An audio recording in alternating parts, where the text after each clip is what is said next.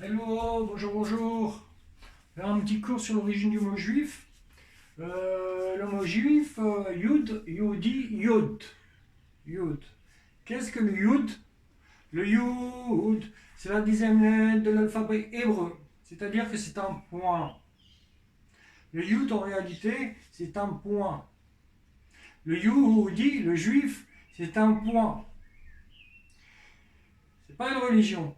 Contrairement à ce que l'on peut dire. Bon, ça écrit le judaïsme.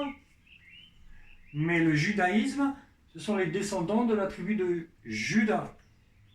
Si on va développer, on va développer qui est Juda. Juda est la descendance de Juda, pour veut dire sa royauté. Ses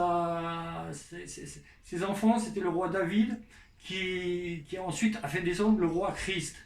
Donc, Juda, c'est une des 12 tribus qui n'a pas été exilée d'Égypte.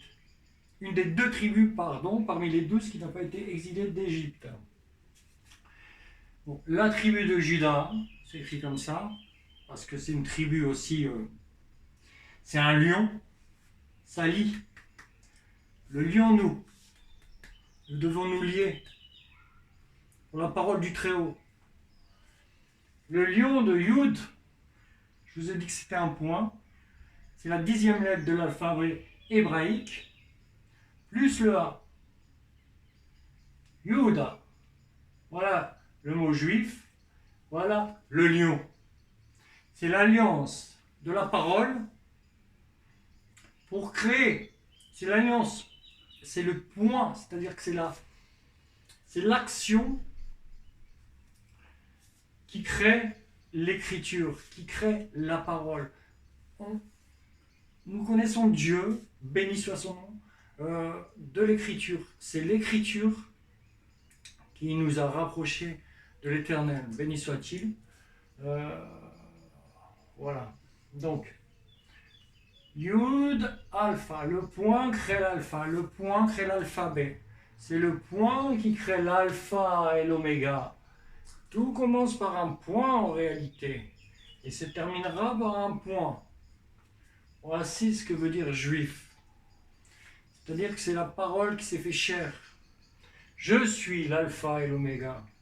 Faire honneur, faire hommage à l'alpha et à l'oméga. Au début et à la fin. Oméga veut dire hommage. Aujourd'hui, rendons hommage au Très-Haut, non pas à moi, mais au Très-Haut. Béni soit ton nom. Alors le A en français, le Alaf en araméen, le Alif en arabe, le Aleph en hébreu et l'Alpha en grec. Pourquoi du grec rentre-t-il dans les évangiles, dans la parole, par exemple française, on va trouver ce grec-là.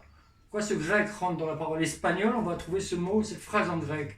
Simplement pour dire que ce mélange de paroles, c'est le sens même, le sens profond qui nous dit que l'Éternel est une parole, et dans toutes les paroles, est un mélange de toutes les paroles. C'est-à-dire que dans chaque parole, chaque mot, il y a l'Éternel, il y a Dieu. Bon, ça c'est un petit cours sur l'alpha et l'oméga, sur le lion de la tribu de Juda. Je vais vous donner un autre cours un peu plus détaillé sur justement l'alpha et l'oméga, tout l'hommage qu'on doit y faire, et voilà. Merci.